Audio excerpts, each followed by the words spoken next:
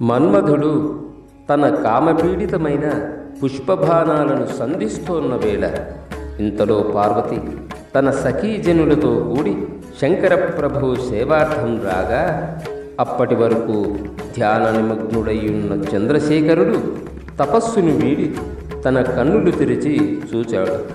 ఇదే అవకాశం కోసం ఎదురు చూస్తున్న మన్మధుడు అరవిందమనే పుష్పబాణాన్ని ప్రయోగించాడు.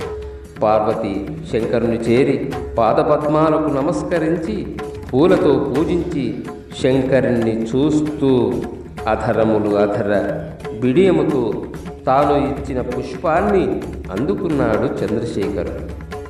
అంతే, మనస్సున అనురాగం సంద్రంలా పొంగి వెళ్ళి విరిసి ఆమెను తదేకంగా చూడసాగాడు. భక్తులారా, శివలీలలు గొప్ప ఆనందాన్ని కలిగిస్తాయి. మహాయోగి అయిన తానే ఈ విధంగా ధైర్యాన్ని కోల్పోయి ఇలా చిత్త చాంచల్యానికి కారణం ఏమిటా అని పరికించాడు.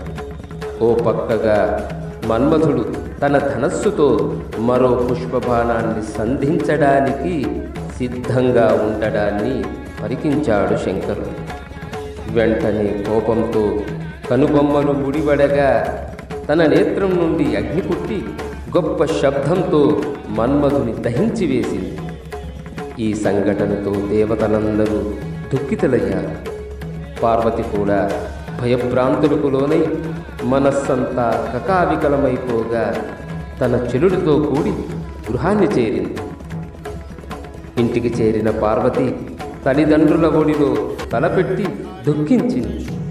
ఎవరెంత ఓదార్చినా ఆ దుఃఖాన్ని ఆపడం వారికి సాధ్యపడలేదు. ఏది ఏమైనా ఆమెకు శివుని మీద ప్రేమ అధికమయ్యింది. ఓ రోజున లోక సంచారం చేస్తూ నారద మహర్షి వచ్చి జరిగిన సంఘటన పూర్తిగా విని, ఓ హిమగిరి తనయ, నీవు శంకరునికి సేవలు చేశావు కానీ తపస్సు చేయలేదు. నీ మనస్సున ఉన్న కోరిక సిద్ధించాలంటే తపస్సు ద్వారానే సాధ్యపడుతుంది అని పంచాక్షరి మంత్రాన్ని ఉపదేశించి వెళ్ళిపోయాడు.